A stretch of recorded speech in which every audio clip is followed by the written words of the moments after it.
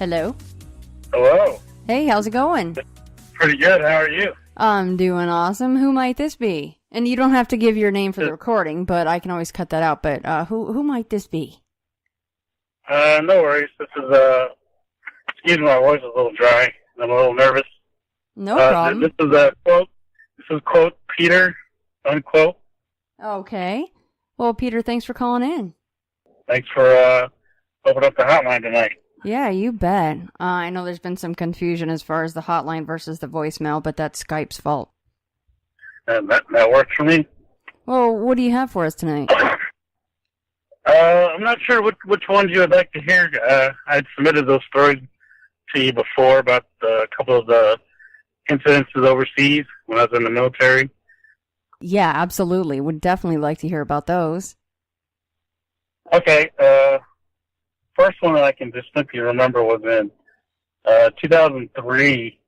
We were all stationed at the time at a airbase called AlienAbductions, which was in Kuwait.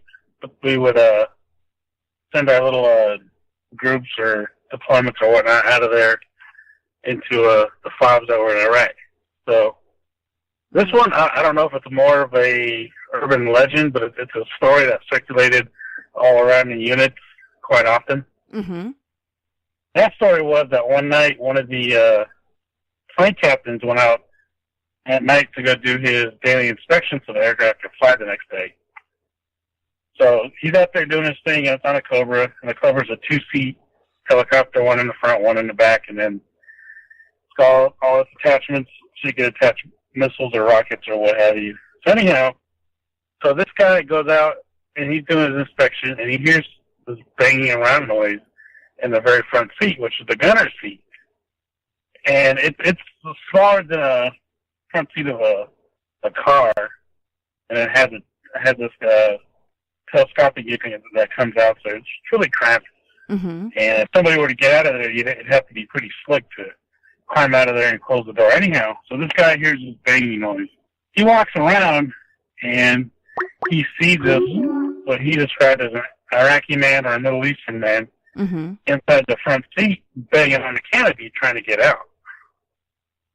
So he freaks out, drops all his tools, runs into the office supervisors, tells them, hey, something's out there. I saw this man in the front seat that shouldn't have been there, especially if it was indeed a person, shouldn't be unescorted. So anyhow, they go out there, they don't see anything, and this young Marine afterwards refuses to go do any more inspections like that after by himself. And they threatened him with non-judicial punishment and whatnot, and from then on, he had refused to actually go out there and do that anymore by himself. So that story circulated all around the units because they're at the max. There are about 5 of us there, and you have about 300 people per unit, and stories go around, and the telephone game happens and whatnot. So they actually had, I imagine, being a military base, they probably went out there weapons drawn kind of a thing and wondering who was in one of their aircraft, right? And there was no one in there? No one was in there. And at that time, I think you either had to have your weapon on you or you immediately left it within the where your supervisor was or whatever shop it was that you were working in. Mm-hmm. And then not to mention all the other individual Marines that were working around the area, at night, working on various discrepancies. And so, yeah, that story circulated around the units it's still there from the people that were there in 2003. Mm. And there are people that had died on that base, I'd imagine, from the early war in the 1990s. Right. Yeah, it would be a busy area, right? Yeah. Well, how many people actually said that they saw this man then, and was he always in one of the Cobras for some reason? Oh, no, not that I known of, and I believe it was just that one individual. Mm. Because even at that time, we'd call the people that worked out from out in town that would come on the base, they were called TCMs. And so one individual armed was always escorting maybe like up to 3 or 4 of them at a time, but they always had to be escorted. Right. You know, because obviously you have weapons there and you have aircraft there and what secret equipment and what have you. So. Yeah, that would probably make me do the same thing. I'd be like, yeah, I don't really want to do those inspections anymore. I'm good. Yeah. And I guess even then, even if you have a weapon, I mean, who knows what that's going to do if it does anything? You know, right. Try your rifle on somebody. Yeah, well, and imagine opening fire on up to however many $1 million the Cobra is right into the cockpit, and then they come out and they're like, you just fired upon an empty aircraft. You would look insane, right? Oh yeah. You'd probably get sent home to the States the very next day. Yeah, that wouldn't look very good. So the guy did the right thing by running away with his tail between his legs. I would do the same thing. I don't blame the guy. Yeah. But I had actually done 2 more deployments to Iraq, and the third one, I'm not sure if I had mentioned this one. We used to have, they're called HISCO barriers, which is basically a metal cage with a nylon sack in the middle, and you just fill it up with dirt. And then you can stack those on top of each other, so they're basically just big square sandbags, what have you.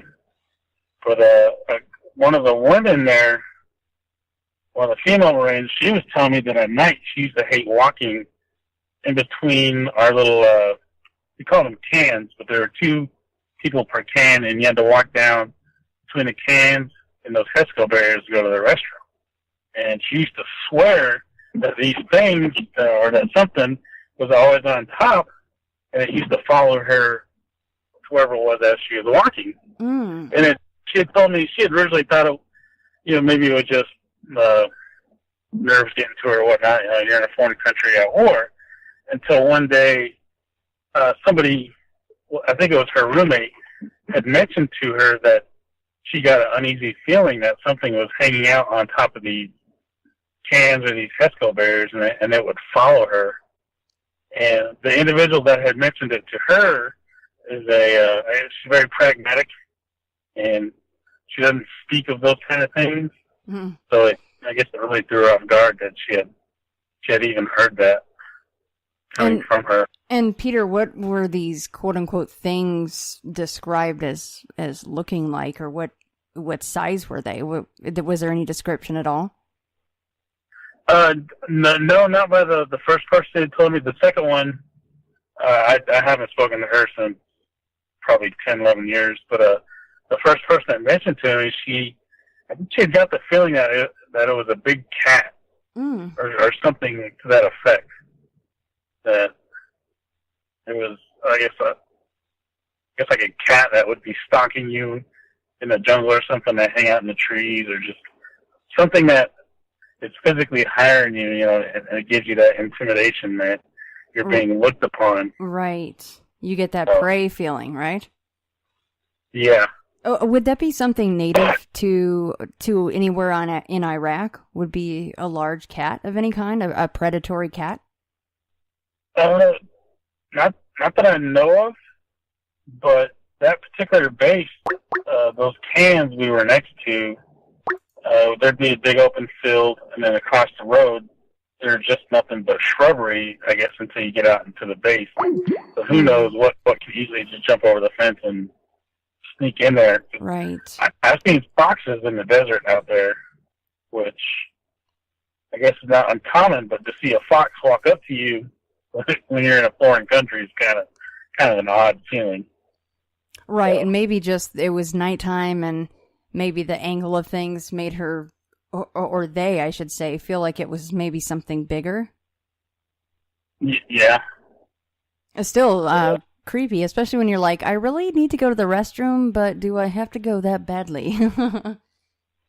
Oh yeah. Oh man. I mean, especially when you're already in a foreign country, in a situation like that, serving the country, and thank you for that, by the way, and being in a war zone, you're already on edge, so you don't want to be seeing other odd things. You're like, I have enough to deal with. Oh, very true. And I have another quick incident that happened that I had seen was in the very same base, the very same deployment. I had gotten into a discussion with two guys, and one of them used to call me Grumpy all the time. So Grumpy? he made a deal with. Yeah, I was a bit of a jerk back then because I assumed that was kind of my role within my unit, and you have to mentor and do whatnot. So it's like the good cop, bad cop situation, right? You were just the bad cop. That's all. Oh, yeah. Yeah. But so I'd gotten in a discussion with two other Marines over there, and one of them called me Grumpy, and he spoke to one of the new guys who was into the occult and whatever that entails. He would tell us stories about how the Earth was created or the universe was created and whatnot. And kind of tease him, but we'd hear stories out because it was entertaining. And who knows who's right about such things. So it came down to he was going to send something to me to put me in a good mood, and the discussion back and forth eventually evolved to like, hey, if it's my time to go, it's time to go. Just give me something that's going to give me a warning. That's just going to say, hey, what's up? Mm-hmm. And so he talked to this younger guy. Said, okay, well, I'll see what I can do. And that was the end of it for about 3 or 4 days.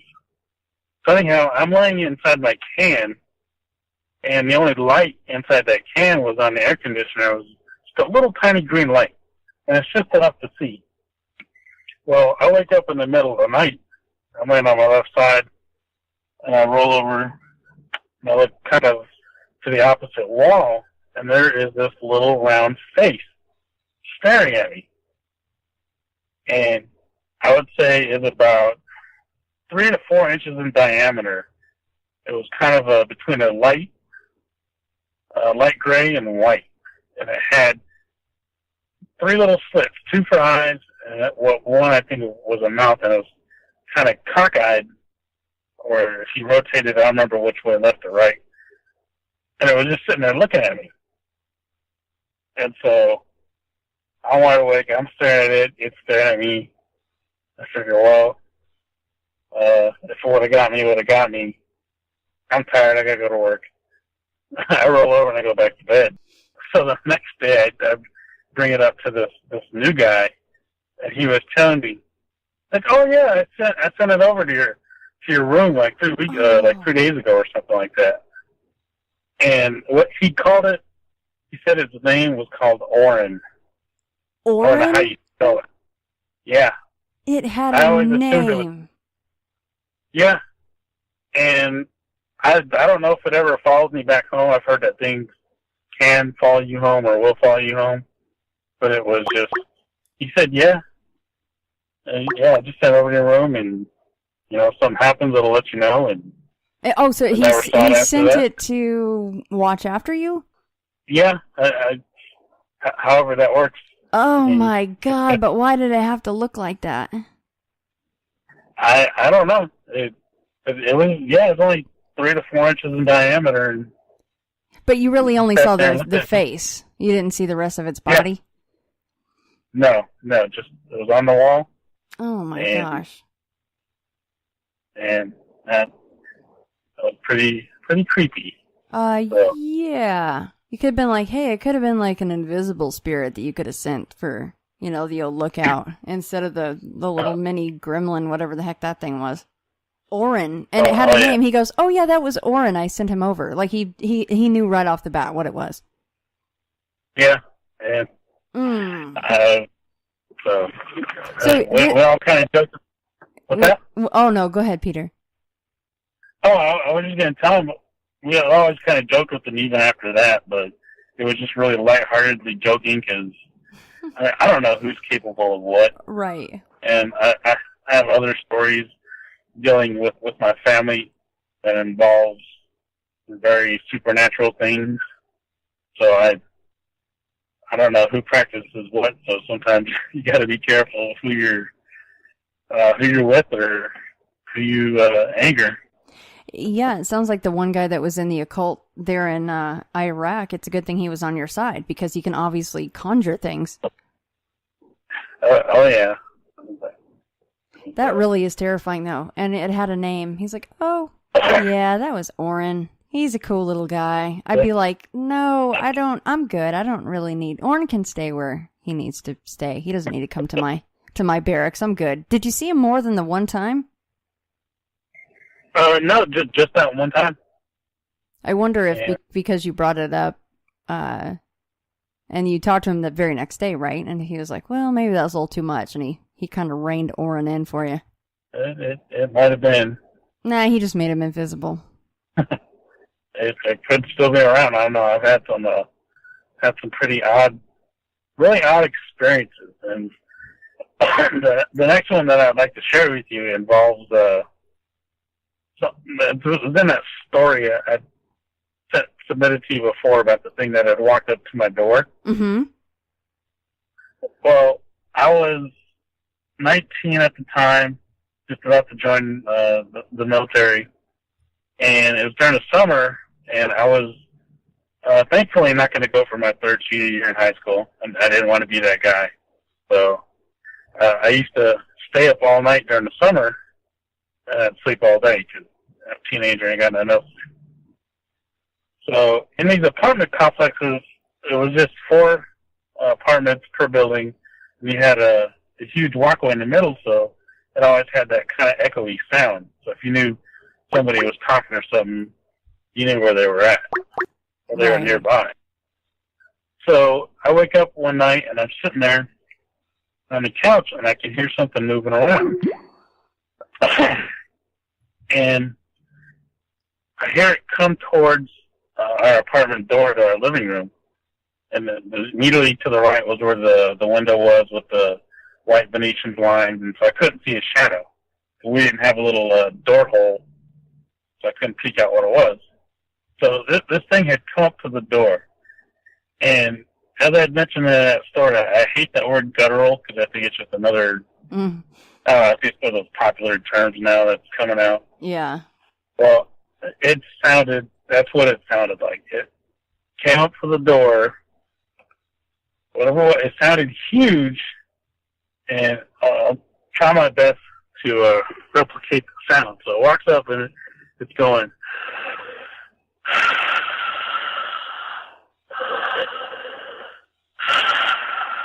and it does that for maybe 5 or 10 seconds. And, I'm on one side of the door and I'm on the side of the other, and I didn't dare peek out that window. little piece of glass. Yeah. And whatever it was, it walked off next to, there's a little creek behind us, and oddly enough, the creek behind us is called Wolf Creek. And I specifically mention that because the creek behind us and the not really open field that had trees and bushes next to us is where my sister and my mother and my father had seen things all run into those little group of trees, and I had seen a full body apparition in those trees one night. And it's the only thing in my life, as you had mentioned in your shadow figures that were running through the trees. It's the one thing in my life that I know I've seen. It was less than 3 feet away from me, and it's all within that quarter mile of an area. So I don't know if it's the area is just strange or my family attracts this stuff. But, I've had some really almost deathly encounters with people and just my family, sister, father, and mother all seeing creatures walking in and out of these trees.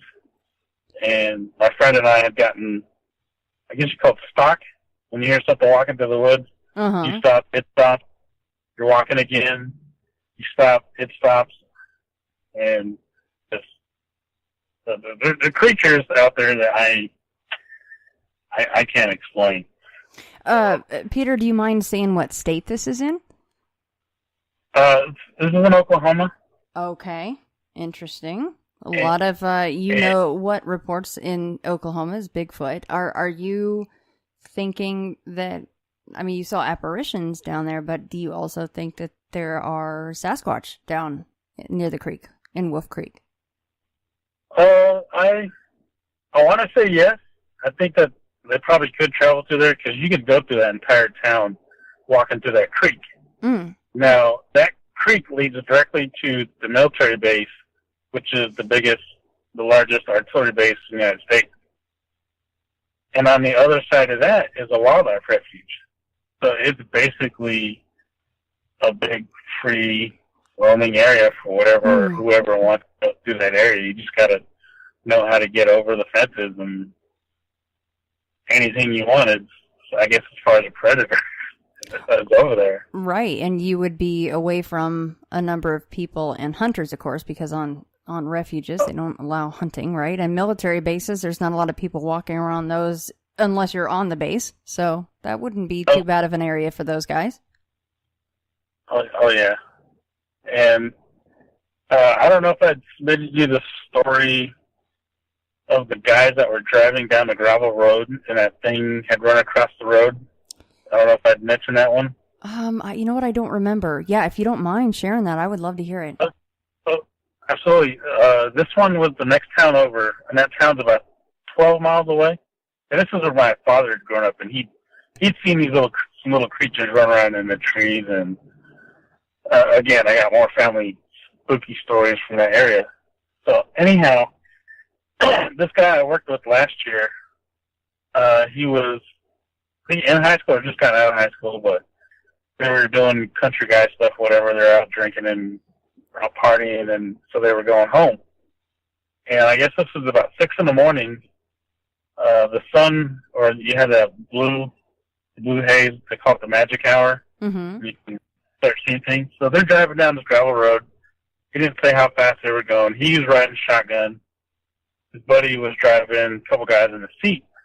Well, he sees this thing running from his left, going to the right, goes over the fence like it's nothing, stops in the middle of the road. And he said this was about a quarter mile, so however fast they were driving to close that gap. And it stops, it turns, and it looks at them for maybe like a second or two, and it turns again, and it continues in the path that it was going. And so he said, he's like, well, what the F is that, to himself. When I guess they had gotten past it, or at the end of the road, his buddy slams on his brakes, and he's all saying, what the F was that? Did you just effing see that? Like, oh my effing God, what is that? So while he was telling that, so I asked him what it looked like, if he could describe it. And his best description, he just asked me, have you seen the movie The Predator? That camouflage that it has. No kidding. He said that was the only way he knew how to explain it. And so I looked up online, because I had looked at it before, the infamous BFRO website that has all their reporting cases. Well, there's a report on that same road of a couple seeing one of these, I guess, Bigfoot Sasquatch hanging out in a tree, staring down at these people. And he later went on to tell me that he thought he was crazy until he started asking around about it.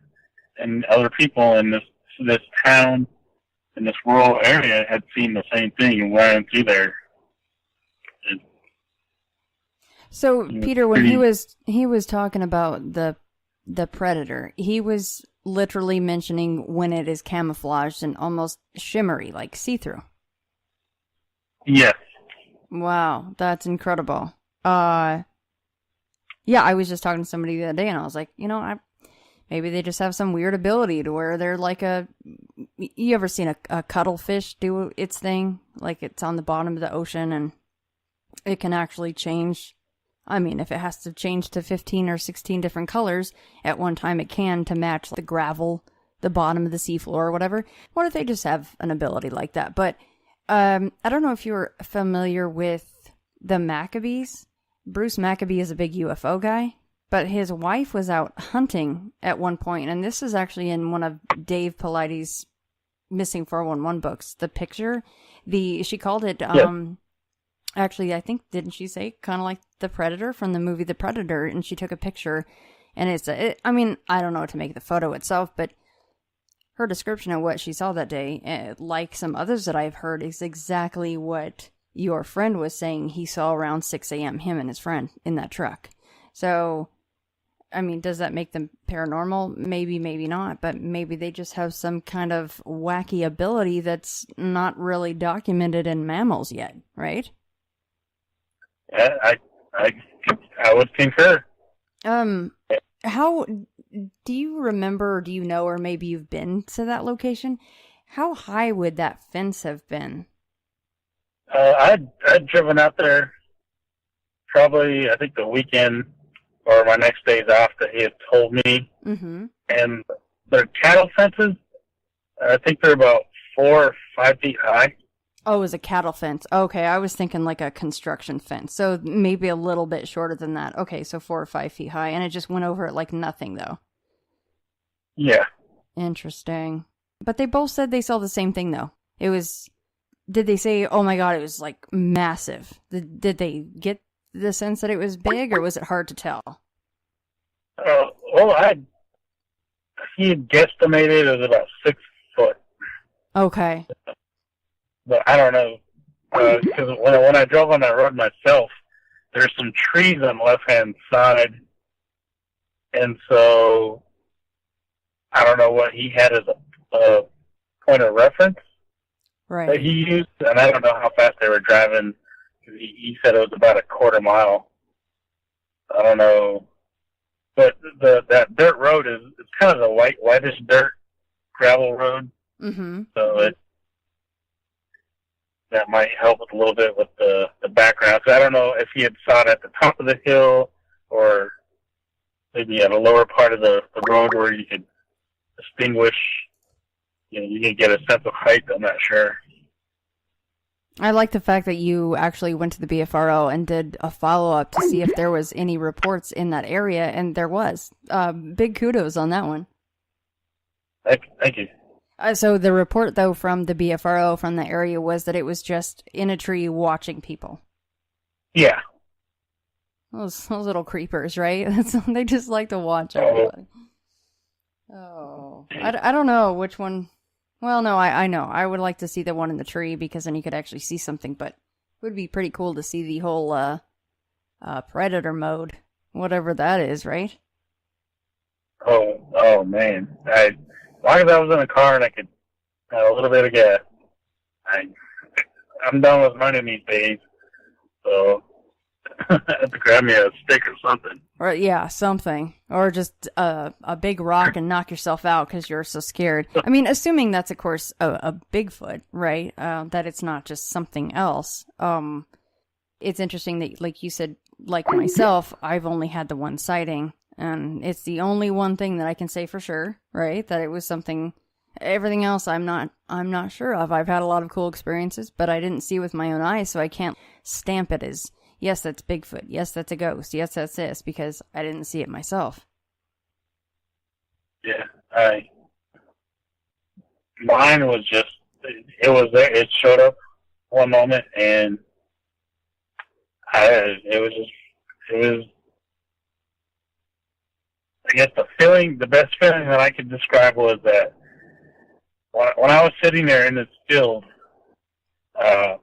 this thing had shown up. I didn't know when it got there.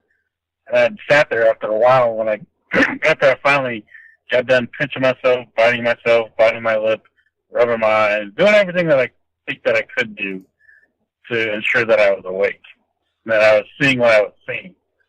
And I came to the conclusion after a few minutes of, well, it's here, I'm here, nothing's happened, so I guess we're just sharing a space. And I sat there for a while, and eventually I got tired, and I got up and left. And they were still there?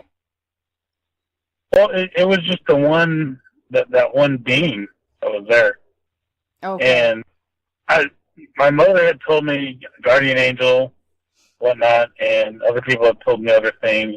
People thought I was crazy. But I had heard a story I don't know if you ever listened to any of that guy, Dark Waters stories. He had a story of a man that called in, and these two women showed up on his porch, and he didn't understand the language they were speaking. So anyhow, the two women had disappeared, and the next day, this dog he had said had shown up on the median, and it was like 2 in the morning or whatever. He'd look out his window, and this dog had these glowing red eyes, and it was just staring at him as though it wanted to come in the house. And saying he was a man of faith, he believed that the women that were there the night before, he thought they were guardian angels, keeping whatever it was, this dog that had wanted to come around.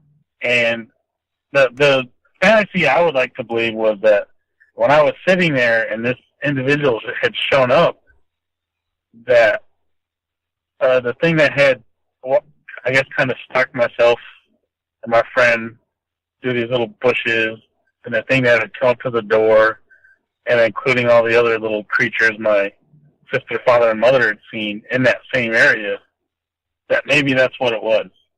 That it was keeping whatever else away, basically. That's what I would like to believe. I don't know. I've never received an answer as to who or what that was. So, Peter, if you don't mind kind of setting the scene for your one and only sighting, you were in a field, you say. Can you kind of set the scene for that? Like, what were you doing out there? And, I mean, did it just poof appear out of nowhere? And what was it doing? And what did it look like? Well, it was a warm Oklahoma summer night. I don't remember if the moon was out, but in between the church and the apartments, the creek ran parallel, and it ran north and south, and it ran into the military base. So that field was in between.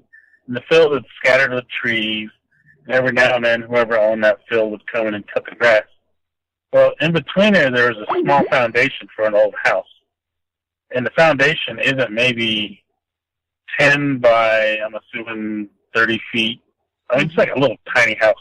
And so I'm sitting in the back. And I was upset because my sister and her friends didn't invite me to go to Six Flags in Dallas or something. So I'm just sitting there in this back foundation. I have the headphones on.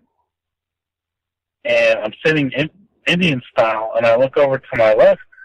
And there is this, I assume it's a woman. I still don't know. But I just got the sense that it was a woman. And she was sitting on her shins, as though she was going to lean forward and pray. Mm. So she was sitting on her shins, her knees were together. I couldn't see her hands, and she had on this, it was either white or gray, might have been from the moon, I don't remember, but I couldn't see her face, and she had this robe or a big shroud over her, and it covered her face enough to where I couldn't see her face, but she never moved. I never dared to touch her. I didn't dare to say anything to her. Yeah, because I don't know if it's a test or one time you might say the wrong thing or make the wrong move. So anyhow, I sat there until finally I realized that, well, we're sharing this space. So I'm just gonna sit here and mind my own business, let her mind her own business, and eventually I got tired and I just walked towards the road, the street, and took the long way around the field and went back to the apartments and went back to bed. And I had gone there back several times, sometimes at night, sometimes during the day, and I'd never seen her again. How far do you think she was from you? About 3 feet. Oh my goodness. I could have leaned over and touched her. Oh my gosh, Peter. But it was just one of those things where maybe when you get that sense of reverence, or mm-hmm. you know that something, touching it or whatever, isn't something that you should do. You know, you have that sense of reverence of something. And well, was there any opacity to her? Was she see through it all? No, it was a solid, but it was somewhere of shades between white and gray. Hmm. And I keep mentioning the moon because I don't remember if it was the moon that she had on something white and it made her look grayish. Right. But it was different shades of gray. So do you think then that is what you've heard? There's interactive hauntings, and then there is, that's probably not the right word for it, but I'm forgetting it right now.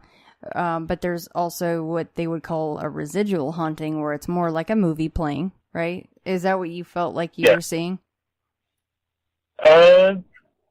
It could be. I can't discount that. Mm-hmm. I mean, who knows what happened on that land before? Because there's obviously there was a foundation, so I think it was a house. Right. And anything could have happened in that house.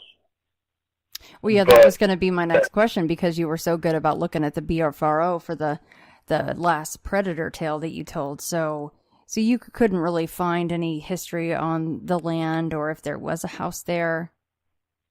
No, this was in the mid '90s, and it lost any kind of interest to dig in to see if any deaths or anything had happened there. Right.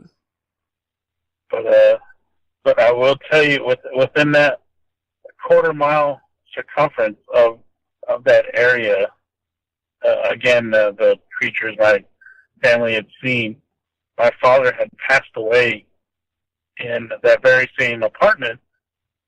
No, I'm sorry, the apartment next door. He passed away inside that apartment. And years later after that, I had gotten involved in a robbery/kidnapping, which would literally right across that street, the one that I had just mentioned, I walked on to take the long way around, literally across the street, and I had an individual point a gun at me and squeeze the trigger 2 times, and it never fired. Oh my gosh. Yeah, well, they had told me, after the trial, they had told me why it didn't fire. Mm-hmm. But, everything happening within that small little area, I can't help but think that maybe there's something there. Maybe it's all possibly coincidence. I don't know. But I try to look at it from many different views, and who knows what's what. Oh, I appreciate you doing that. But it does make you wonder, because places like Point Pleasant, right? Not automatically tying Mothman into the Silver Bridge collapsing or anything, but there's been a lot of really strange and even up to really horrible things happening in and around that area. So it does make you wonder if, is the land cursed? Or is there just a lot of bad people doing a lot of bad things? Or is it all just a coincidence? Yeah. The apartment complex that I'd sent you a picture of, where Ted Bundy had lived upstairs back one apartment from us. Yes. I had submitted the story of that little man that had ran inside our apartment that my sister had seen. My mother, my sister, and her friend. My sister was having a sleepover, and this little, all I can just really call it, this little man had burst inside the house, did something in the kitchen, and ran out. Well, I had remembered distinctly as a kid, I was taking a bath, and I was too young to be scared, and I look up in those, I guess, stained or wavy glass that you would put on a bathroom window so you can't see in and out. Mm-hmm. Well, this white face, and I hate to say it looked exactly like the alien face, but it did, stuck its face up to the glass. And it didn't blink or anything, and it was just looking at me, and it did that creepy little head tilt. So like a classic gray alien with the slit for a mouth and 2 massive eyes? I remember the eyes. I don't remember the mouth and the nose. It may have been, but I distinctly remember the eyes. And I remember that creepy little head tilt. And I thought somebody was playing a joke on me. Nobody ever fessed up to it. But that's just one of those creepy things about that apartment complex. What sister about and her friend. Yeah, what about your neighbors, Peter? I mean, I know sometimes, because I've lived in apartment complexes myself, a lot of times it's a little colder, when you're in an apartment complex, there's a lot of people and you don't know a lot of your neighbors, but was there talk around the so-called water cooler there in the neighborhood that other people were having any of these experiences? Not at the Ted Bundy one. That one I was before I went to kindergarten and first grade, so all I remember is really playing outside. The next one, there may have been, but there usually weren't any kids, any neighbors. I didn't get to know them, but that particular area, because of all the tribal interactions, whatever, in that area, my father had told me a bunch of stories, and he had introduced me to people that had seen these little, I think I'd sent you the name, but I just call them little people that live in these forests out there. And so, I mean, that's not the neighbors, but that's the people that lived in that county and nearby towns that have seen all these things. Do you think they're evil? I've heard that they can be, and especially mischievous. I'd never seen them, but people at one of the businesses I'd worked before have seen them. They got them on surveillance cameras, but being the business that it is, that they won't tell the customers what's running around in the woods out there. Sure, yeah. You have to keep the money coming, and you don't want to scare them off. So you said that the little man had run in and done something in the kitchen. What did it do in there? She had told me that it had burst in the door, ran through the living room, I guess between them and the TV. It had jumped on the table. I guess it was kicking things around, or like it was maybe feral, or it was making a mess, or it was trying to do something, and it just ran back out. It just wanted to cause a ruckus, huh? I guess. And how little are we talking when you say the little man, the little people? How little? 2 to 3 feet, I would say. Yeah. And when I had asked my sister later on where was I, she told me, "Oh, you're in the back sleeping." Probably a good thing, right? What was the description of the little guy? I think he had some kind of leather. I want to say buckskins, but maybe some sort of homemade garments of some sort. I'd have to ask her those specifics on that. I'm pretty sure. I'm not gonna quote myself or my episode because I'm pretty bad about remembering details sometimes. But do you remember in the first Erie, Florida episode when I talked to Mark and Carrie about the gnomes of Bok Tower? Well, I think they were about that size, and they were outfitted with, little leather outfits. And of course, I think they were carrying spears and stuff. It sounds like your sister didn't see anything like that, but interesting tie in there. It's a gnome. Like that's what, at least in Bok Tower, that's what they were called, the gnomes of Bok Tower, and they were outfitted with little accoutrements like that. Oh yeah. Yeah. Before my father had passed, he took me to the Indian hospital over there, and that hospital's haunted, and it's surrounded by more brushes and shrubbery, and it's a creepy place. But he had introduced me to one of the security guards that was on night, and he tells this man that, "Hey, I'm just taking my son around, telling him all these stories and things that I had seen," and we were talking about the little people. So he told me, "Oh yeah, one night I saw 2 of them. They had caught a rabbit and they had slung it over its shoulder, and they were walking from the hospital through the grass, and they just went into the fence and walked out from the shrubbery." Just like we would go to the grocery store and hop in our car, like no big deal, right? Yeah, some kind of hunting or however they caught that rabbit and walked off. I love these kind of stories. What in the world are they? I could tell you the word. I just don't want to do it over the air. But I can send you a link to the website about them. I would very much like that. Is it 3 letters? No. It's 4 letters, but it's an Indian word. Oh, okay. I just picked a little. Gotcha. I just picked the little people for now.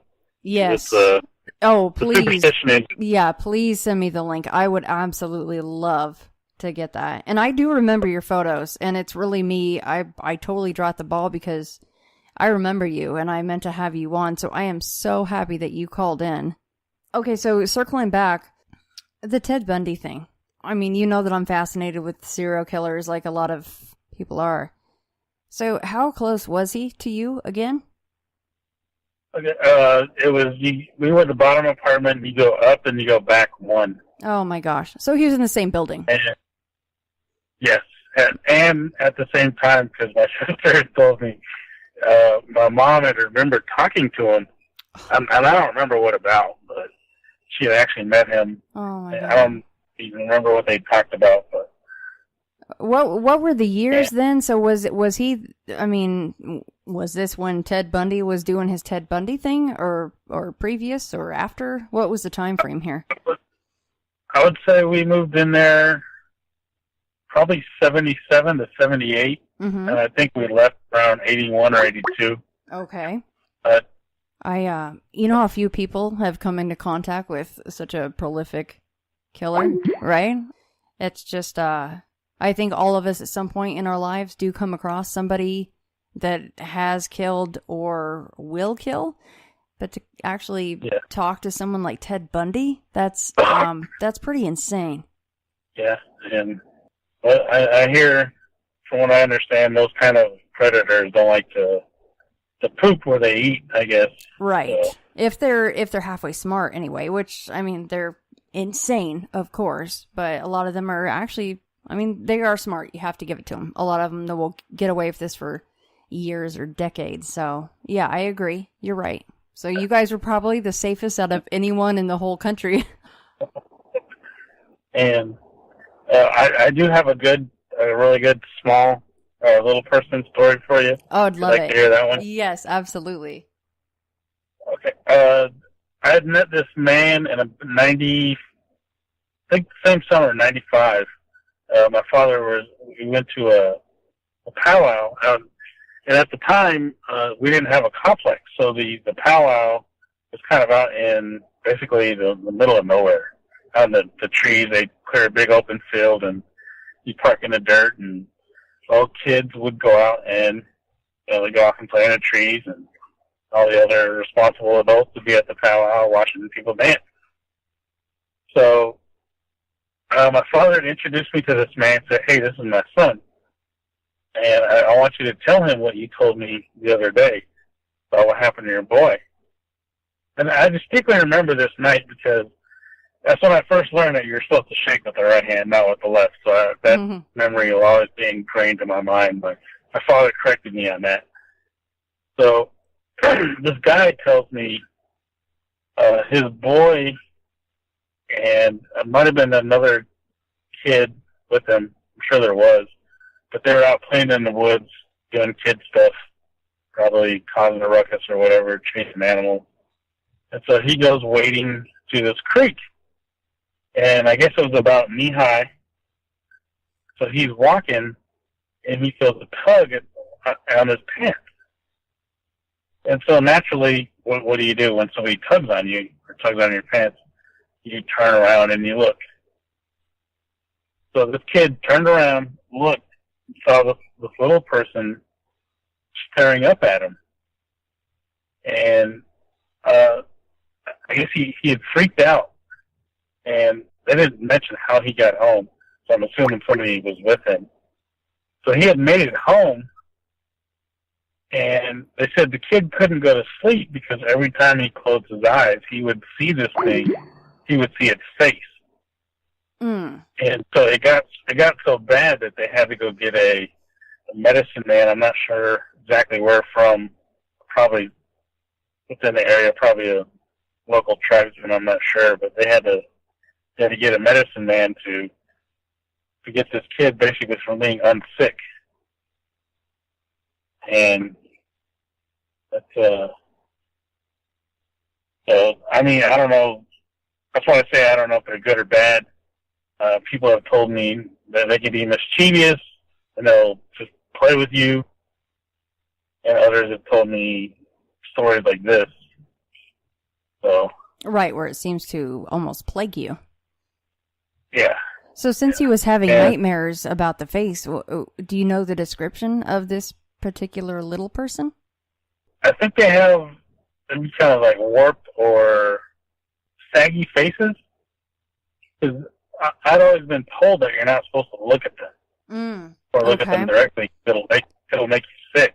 Oh, well, maybe that was the young man's problem, is he had that a reaction to turn around and he actually looked at the guy, right? Yes. Oh, interesting. So, and my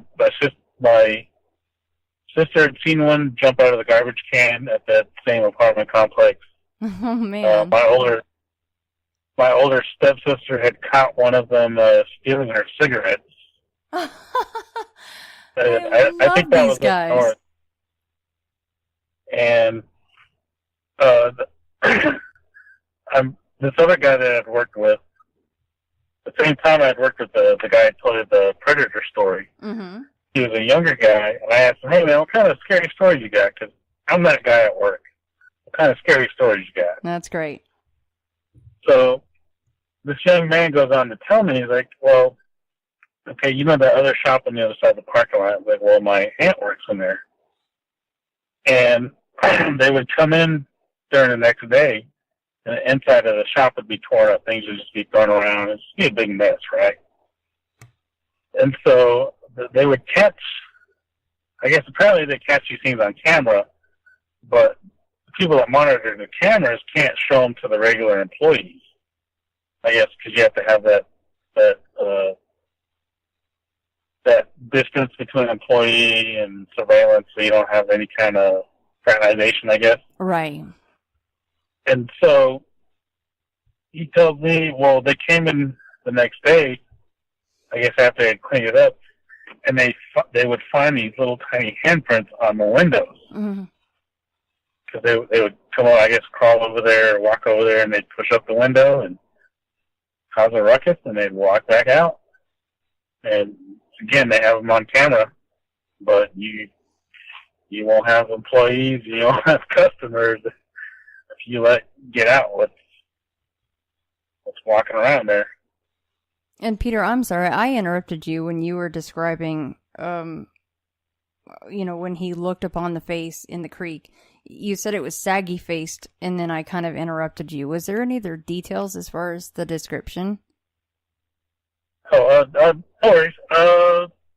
Not that I remember, because it was from the kid's father, so I couldn't go into any details. I'm sure I could ask around. Oh, no problem. Yeah.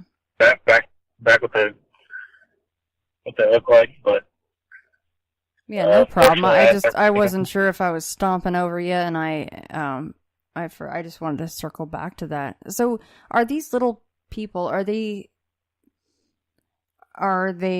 supposed to be spirits, or are they supposed to be actual flesh and blood beings that live amongst us, that have they eat and they sleep and they breed and the whole nine? I know I've heard of flesh and blood, but I've heard of an instance where somebody had come into contact with them, and then I guess they kind of had a little miracle or something happen soon thereafter. But yeah, I'd hear flesh and blood because, again, another one of the guys I used to work with told me he had a couple of them they like pizza, and they'd get upset with him, or if he doesn't share food with them or something. I guess one of those habitation things where you feed something and it becomes accustomed to it. Right. But he doesn't mistreat them, so they might just play with them a little bit, but I'm sure they're partly flesh and blood. But I do hear that they have some sort of spiritual influence. Of other powers, right. See, and we were just saying that about the Bigfoot, right? What if they're flesh and blood, but they have little extra powers that we just don't understand? Oh, yeah. I believe that. And talk about opposite ends of the spectrum. You have a creature anywhere from 6 to 12 feet tall, right, in some of the more fantastic stories. And then you have these little people that don't like you to look at them. But it's interesting, though, because the guy that was feeding them pizza, you have to wonder, was he looking upon their faces, or did he know that he had to look away and just, hand the old slice over and be like, okay, we're good here. You have your pizza, time to go. They just seem like little tricksters. Yeah. I think it was, I'm not sure if he had actually seen them. Maybe had seen little movements here and there. Oh, okay. So he would leave it out for them. Yeah, he didn't, I don't recall him specifying seeing their face, but they would come around, kick things over or whatnot, or maybe throw rocks at him or something. Oh, I don't. Oh, there's also the my Revelstoke, Canada episode, A Strange Little Place with Brennan Storr. He talks about the gremlins. If you have gremlins around, your house or your work, or they're just attached to you, quote unquote attached. If you put a bowl of milk outside your main door of your abode, then it will kind of placate them. That would be the gremlins. But see, that seems a lot easier than having to feed a bunch of little people on a nightly or daily basis, So I don't think that maybe would classify as the same thing, but I know that the gremlins it'll start small and end up a bigger thing, but they like to mess with your life. They'll mess with your car, they'll mess with the lights in your house, whatever they can kind of screw you, over with, they will do it. Yeah. Well, yeah, I can't wait to see the link that you send me, because I'm really curious, because I really can't think of the word. I'm like, 4 letters, I'm trying to play Pictionary and Scrabble right now, but I can't do it. I have seen a picture one time, because I don't think that link has any pictures of them, because I've only seen one picture of it, and oddly, it was in McDonald's of all places. No kidding.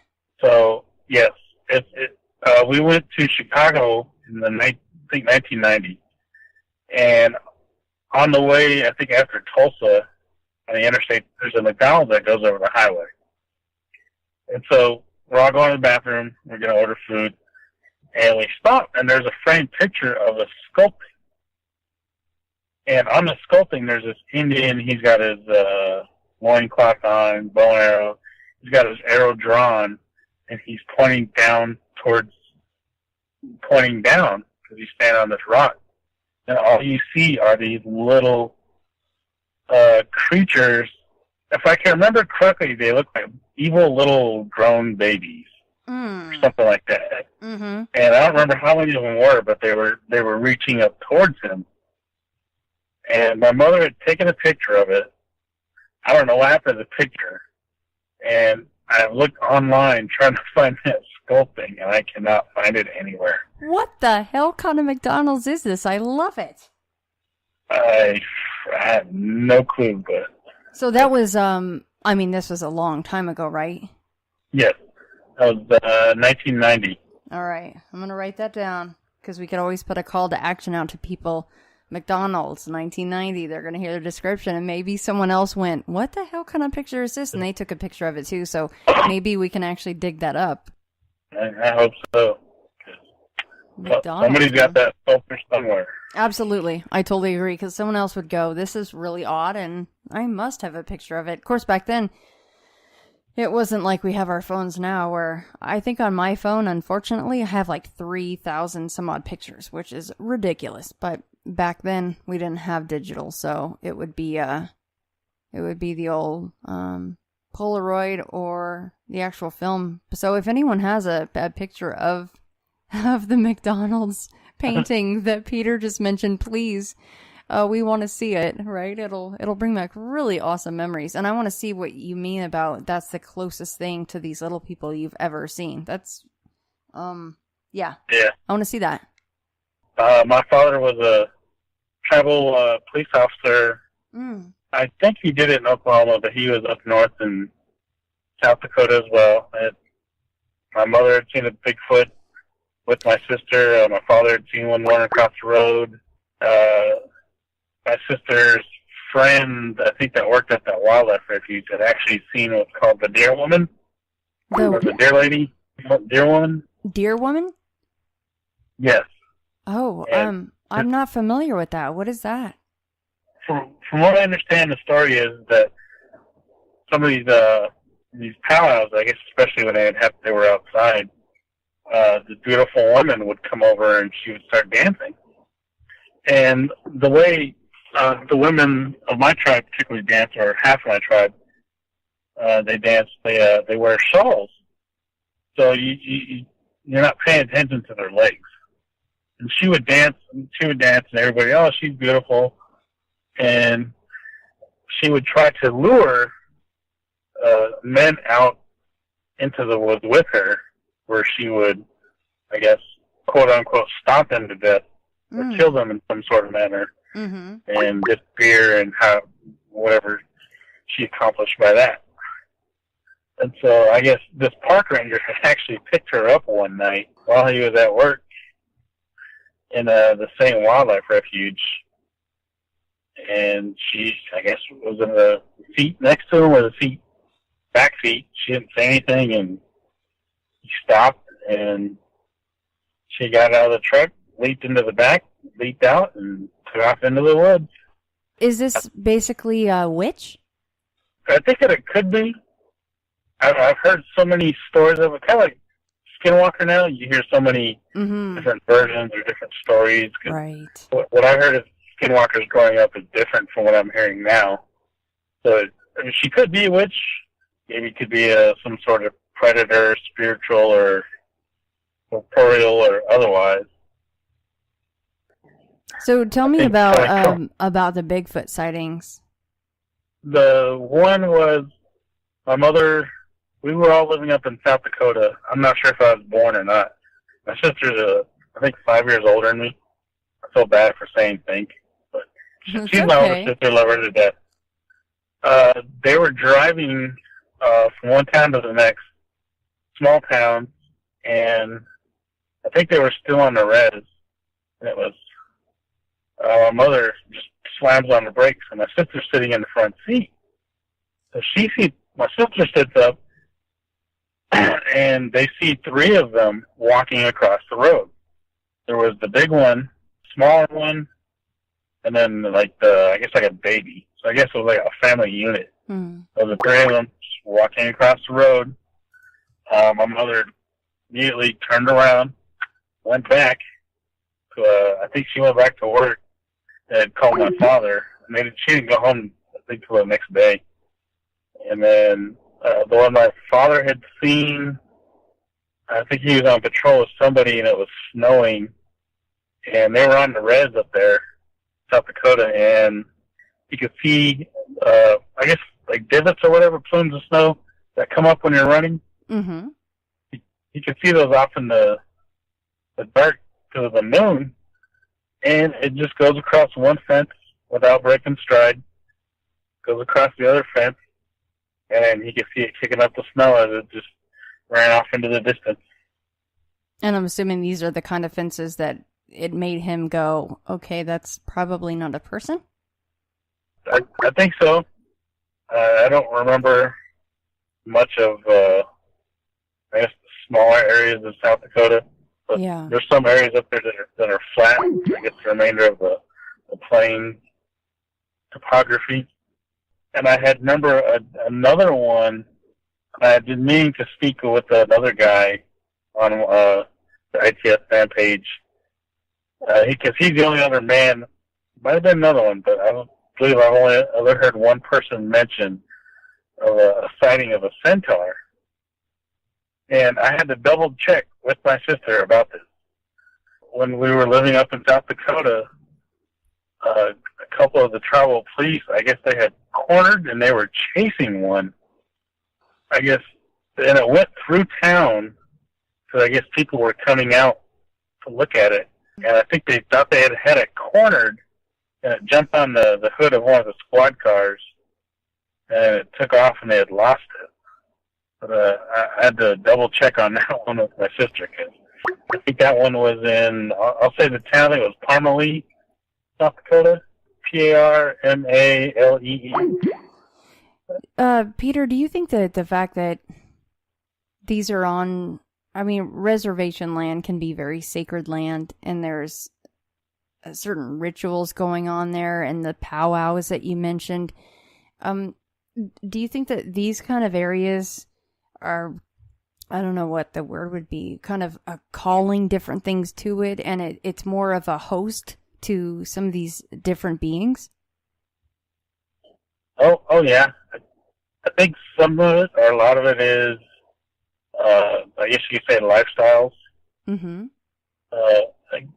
I guess I've heard Clyde Lewis mention about people putting up dream catchers in their house, which can be a good thing or it can be a bad thing, but it lets whatever it is you're trying to catch or what you're not trying to catch know that, you know, you're I guess susceptible to certain things, i.e. like putting up a cross or keeping dream catchers in your home. You know, you're letting it know that you know about it. Right, like you might be worried about that. Yeah. And so I think some of the lifestyles that they live up there, especially the people that are involved in, we call it medicine.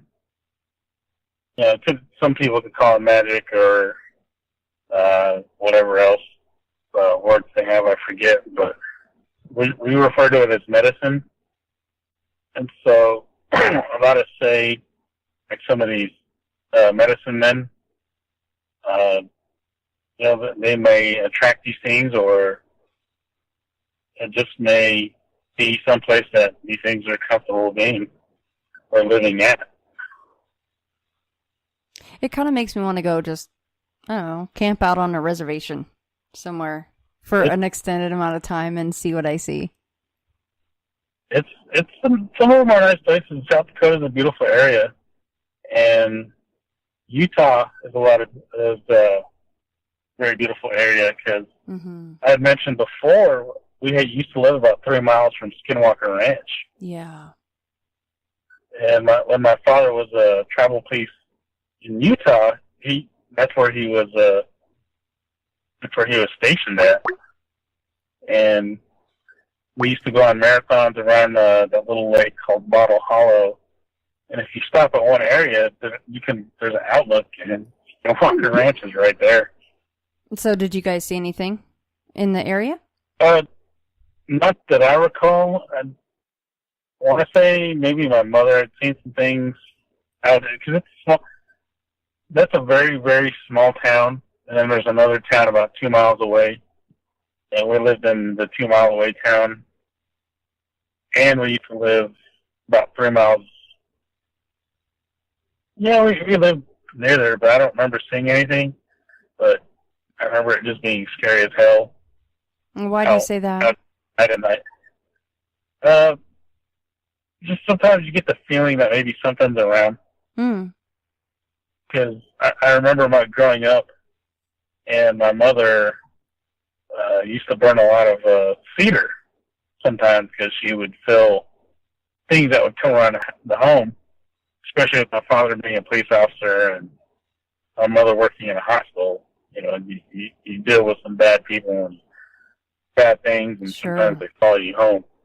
But I don't ever recall seeing any lights or anything around that time, but I just thought it was coincidentally funny that, you know, I used to live near Skinwalker Ranch, live next to Ted Bundy, and all these other interesting places. You have an incredible list. I'm a little jealous.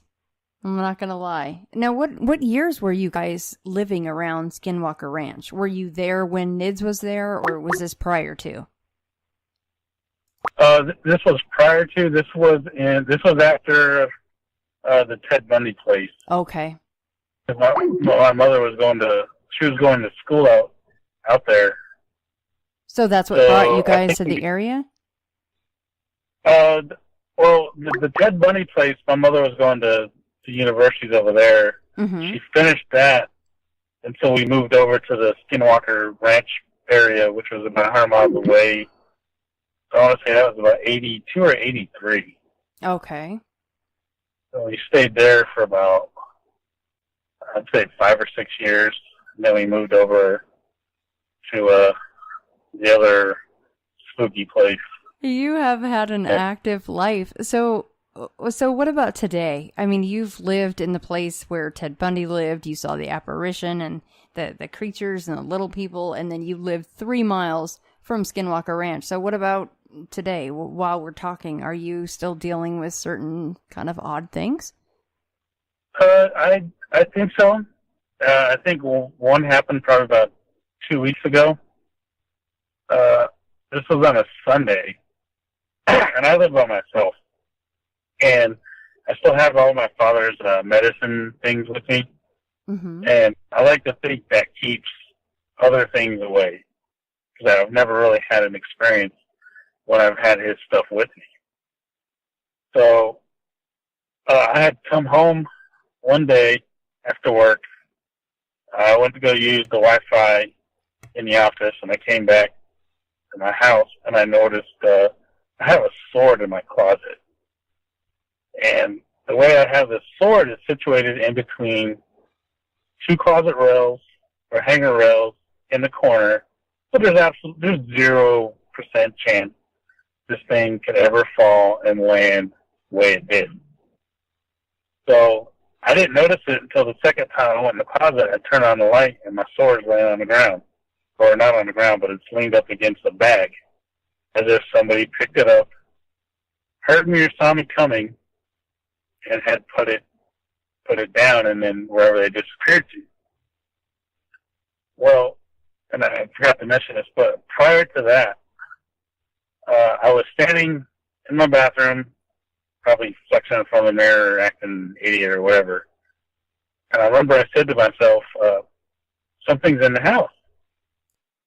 I just said it because it just felt like something was, or something was still currently there. So anyhow, I got in front of the mirror, and I remember I got goosebumps.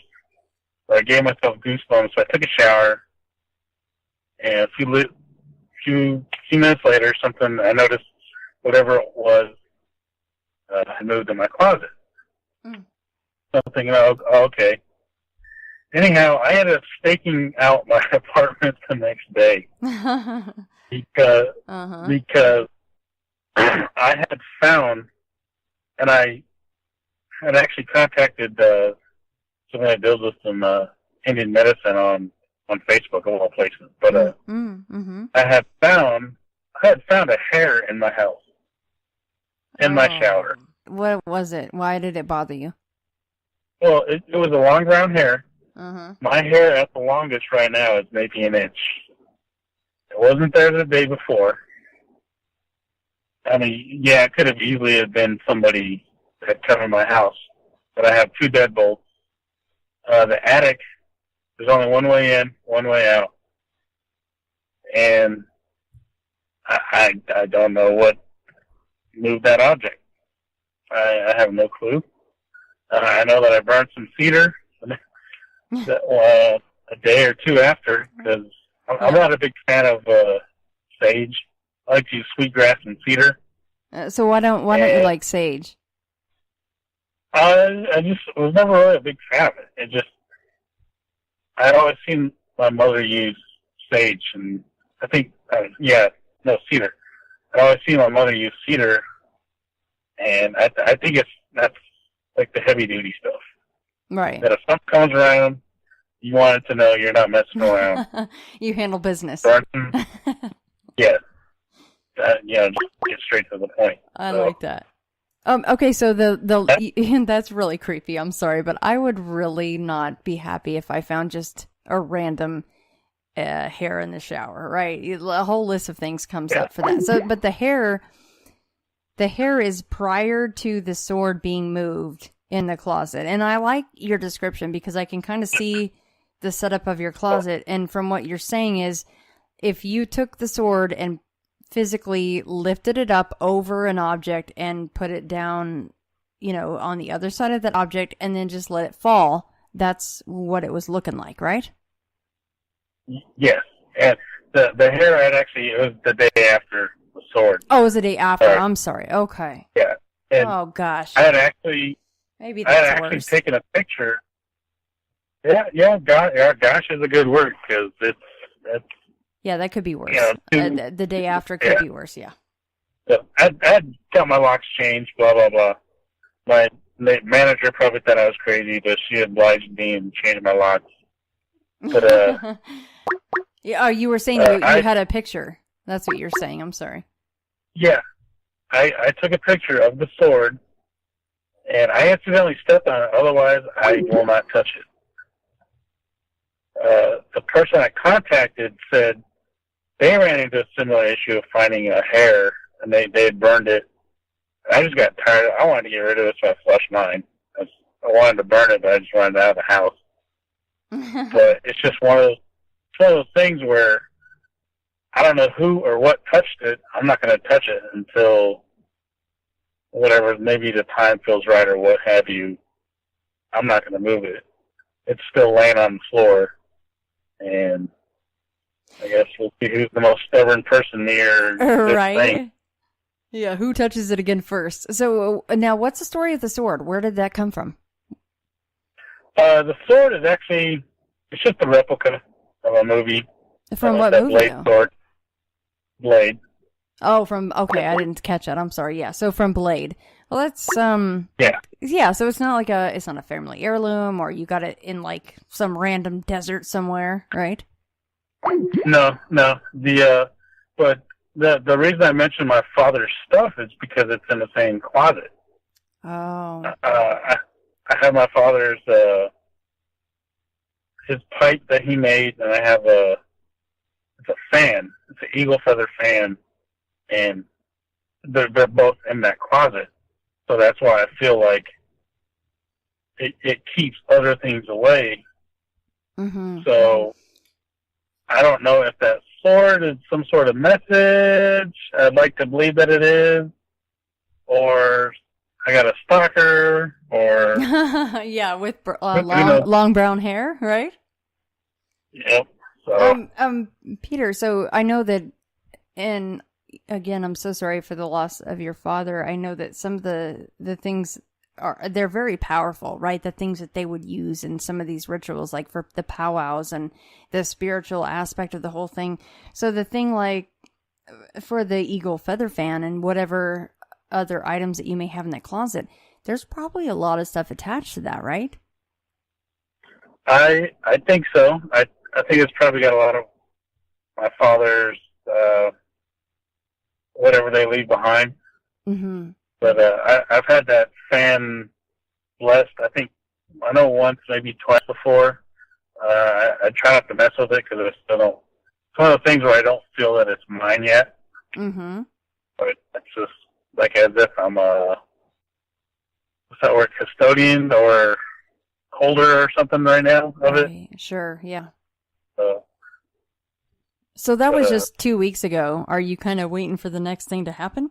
You've had a really active list of things going on. I think that it came around maybe once or twice more than it was gone. Because I'd burned that sage, and I burned a little sweetgrass later on. And I go to sleep fine. So for now, it's gone. Yeah.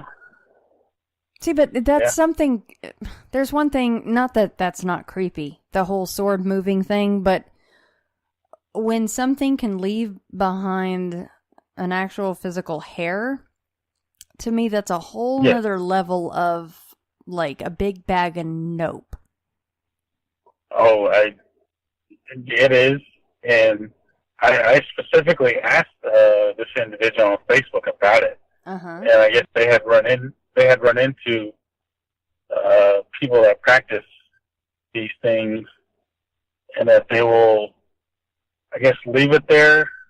I think their word was as a spy, but I'm thinking more so as when you leave something with somebody, so you have that connection. Mm-hmm. And maybe that's it. I don't know. That's the feeling that I get. But yeah, it's a big pile of nope for me too. So then, Peter, what are you? I mean, you seem to be quite knowledgeable on what you are and are not supposed to do according to some of these rituals and the legends. What did you do with the hair? Were you supposed to just throw it away? Are you supposed to burn it? Or, what's the protocol there? The individual told me they burned it.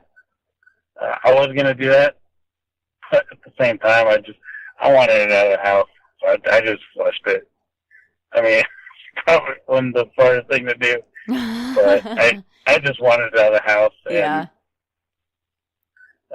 I didn't touch it. I used some paper, but I'm still trying to figure it out. Yeah, I don't blame you. Yeah, and this is probably just a creepy side note, but my shower mat is a clear plastic with the little suction cups. Mm-hmm. It was underneath that, and I distinctly it wasn't there the day before. Like it was a long hair. So how do you know for a fact that hadn't been there before? I look down at the shower floor all the time, and because I creepy little shower habit is I always stay at one end. I don't get directly underneath the mm-hmm. shower. That's my thing. I always stay at the other end because my shower is the pressure is kind of jacked up and whatnot. So I always stay at the far end, which mm-hmm. is where it was at, underneath the suction cups. So, I mean, I told my landlady I can't rule out the fact that maybe it was a hair from the laundry that made it off my towel into the bathroom. But the second hair, I actually did find a second hair that was in the bathroom floor. It's just, I don't know, somebody coming in there. Right, yeah. So I like how you're kind of playing devil's advocate, so I'll kind of run along that vein too. So do you think that you might have come across a person during that day or the day before, and you were disrobing in the bathroom or anywhere near the bathroom that you could have dragged the hair in there with you? It definitely could be. I try to be, I guess, pragmatic, or I try to deduce a lot of things like that. Like when I had seen that full body apparition, I try to be logical about it and not to jump to conclusions. And it definitely could have come from the laundromat or something, but the fact that it made it underneath that far under the net is what kind of. I have a picture of that too. I can send to you, which is. Yeah, I would like to see that, and I won't share anything, of course, that you don't want me to, and I would like to see the link and the pictures, and of course, tying it into the whole sword in the closet thing. I'm sure you're like, yeah, it just seems kind of strange, odd timing. Yeah, but and I had actually climbed up into the attic, which is directly above the sword, and there's nothing. I even took a video of it, took pictures of everything inside the attic, and all there are there's 4 or 5 walls and insulation. So I don't know, somebody could have made it up 10, 12 feet into the air to get in the attic and not just disappear. I don't know. It's just one of those things. And Peter, is this a house or an apartment that you're talking about right now? It is an apartment. And oddly enough, and I changed apartments a few months ago, I'll say a half a year ago, a few months. Anyhow, same apartment complex, but the prior apartment I had had a built-in garage, and so there was a door from the garage directly to my stairs. So all you had to do was park in the garage, close the door, and nobody would see you. Mm-hmm. And I'd even told my manager about this. Every time I would come home at night, or I'd say at least 80% of the 6 months that I lived there, I could smell perfume at the bottom of the stairs. Mm. And there's no vents down there. It could have come from outside through the seals, but I would always smell perfume at the bottom of my stairs. And going up those stairs is the only way into that apartment. Interesting. So I may have a female ghost stalker or what have you. Or, I mean, it ties into the hair a little bit, doesn't it? Not assuming things, but we don't want to. Like you said, you gotta kind of deduct things as soundly as you can, right? Yeah. Now, did that smell remind you of anything? Because that the olfactory senses are some of the most strongly tied to our memory. So, is that a scent or a perfume that you had ever smelled before? None that I recall. Okay.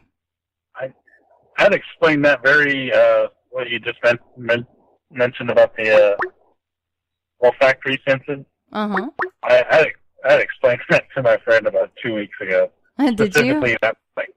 Yeah, because I'd taken a lot of psychology classes, and that's one of the first things they teach you is how the five senses work. Because that's how you interpret the world. So yes, I can send you some more stories about some ghosts at a friend's house. A little girl referred to them as dragon dogs. I can tell you about those. And another one about something that had shown up at my sister's house that I think I left there. The way that somebody explained that to me. I think I brought something to her house and it showed up after I left. I think I